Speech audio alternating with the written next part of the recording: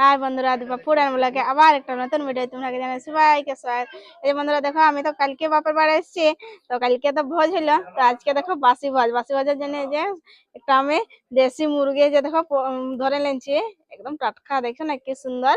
তো তোমরাকে তো দেখা নিয়ে হইলো না মুরগিটা, কাকু এইসব সাফা সুতরা করে নিল। তো এটাকে আমি কাটে নিবো, তার বাদে রাঁধবো। তো রান্নার ভিডিও ফুল ভিডিও তোমরাকে আমি দিয়ে দেবো। তো এটা এখন আমি কাটে নিবো। দমে মুরগি আছে দে, পাগ আগে আমি কাটে নিয়েছি। এটা হচ্ছে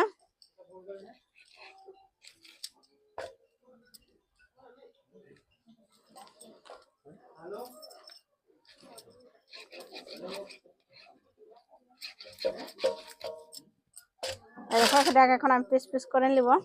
পাগা তো আমার কাটা হয়ে গেছে। এই দেখো লেগ পিস গা দেখো কি সাইজের আছে। দেখো আমি রান্না করবো, তার জন্য রান্নাঘরে এসে গেছে। এখানে আমি আজকে গ্যাসে রান্না করব। তো এই যে দেখো কড়াই চাপায় নিচ্ছি, গ্যাসটা অন করা আমার হয়ে গেছে। কড়াইটা গরম হয়ে গেছে, এখানে আমি পরিমাণ মতন তেল দিব। আমি দেশি মুরগি রান্না করব, তার জন্য এই পরিমাণে আমি তেলটা দিয়ে দেবো।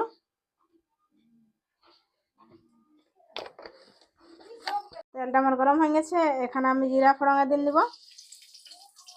আর খাড়া মশলা আমি এখানে দিয়ে দেবো। এই দেখো স্টার আছে, দালচিনি আছে, লবং আছে, এলাচ আছে, সব আমি এখানে দিয়ে দিচ্ছি। যেটুকু লাড়াচাড়া করে ভাজে নেবো আমি।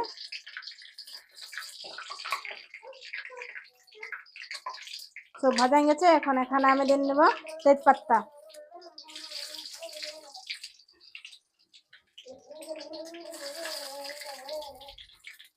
সব কিছু একদম খুব সুন্দর ভাজা গেছে। আমি এখানে পেঁয়াজ কুচি দিয়ে দেবো। আগে আমি পেঁয়াজ কুচি করে গেছিলো, এখানে পেঁয়াজ কুচি,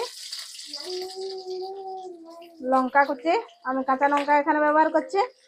কাঁচা লঙ্কা আপনারা তো শুকনো লঙ্কা থাকলে দিতে পারেন, তো কাঁচা লঙ্কাটা আমাকে বেশ লাগলাম, তার জন্য কাঁচা লঙ্কাটা আমি এখানে দিচ্ছি। দেখে লাড়াচাড়া করে আমি ভাজে নেবো। খাড়া মশলা দিলে সেন্টটা খুব সুন্দর আসে, আপনারাও চেষ্টা করবে দিবার। পেঁয়াজ একদম খুব সুন্দর লাল লাল করে ভাজা গেছে, এখানে আমি বাটা মশলা দিয়ে দেবো। এই যে গ্রাইন্ড করে রেখেছিলাম আমি মশলা এখানে দিয়ে দিচ্ছি। আদা, পেঁয়াজ, রসুন, এখানেও আমি কাঁচা লঙ্কারে ব্যবহার করেছি। ভালো করে এটাকে ভাজে নেবো মশলাটাকে।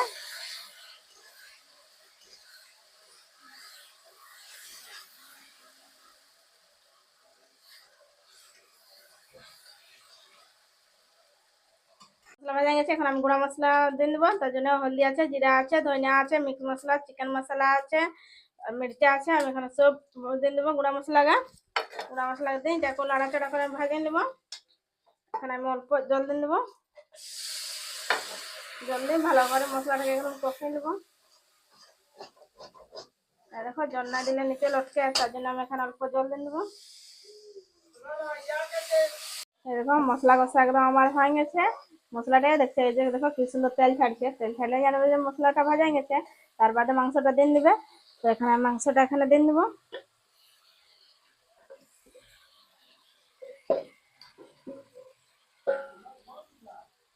দেখো লাড়াচাড়া আমি করে নেবো।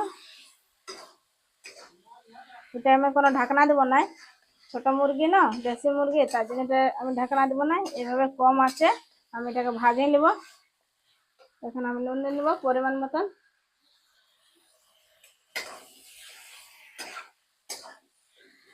এই দেখো একদম লো আছে, গ্যাসটা একদম আমি লো করে নিয়েছি। এখানে আমি ঢাকনা দিই নাই, একদম লো আছে। আমি এটাকে ভালোভাবে এইভাবে লাড়াচাড়া করে ভাজে নিচ্ছি। আপনারা এভাবে করবে, ঢাকনা দিবেন না। বিনা ঢাকনাতে, ছোট মুরগি হলে বিনা ঢাকনা দিয়ে এভাবে লাড়াচাড়া করে আর এটাকে ভাজে নেবে। যত ভালো ভাজবে, যত কষবে, তত খাতে মাংসটাও টেস্টি লাগবে।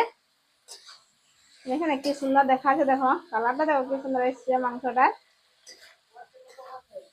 দেখো মাংস কষা আমার একদম রেডি হয়ে গেছে। তো মাংসটা আমি এরকম লাড়াচাড়া করে ভালোভাবে কষে নিচ্ছি। 80% আমি কষে নিচ্ছি, ভাজা গেছে আমার মাংসটা। এখানে আমি অল্প জল দিব। অল্প জল দিয়ে একদম কষা কষা আমি নামকাবো।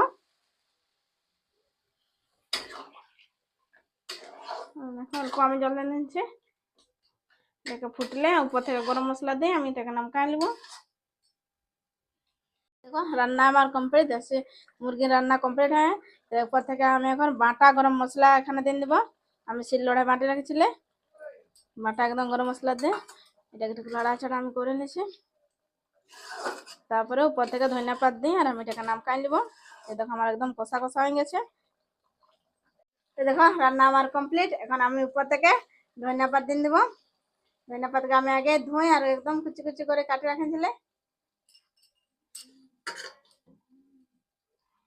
দেখো দেশি মুরগি, একদম আমার দেশি মুরগির কষা রান্না আমার কমপ্লিট হয়ে গেছে। আর আমার রেসিপিটা যে ভালো লাগলো বন্ধুরা, তো লাইক কমেন্ট আর শেয়ার আর সাবস্ক্রাইব করতে আপনারা ভুলবেন না। আজকের জন্য বাই, আবার দেখা হবে তোমার সাথে নতুন নতুন রেসিপি নিয়ে।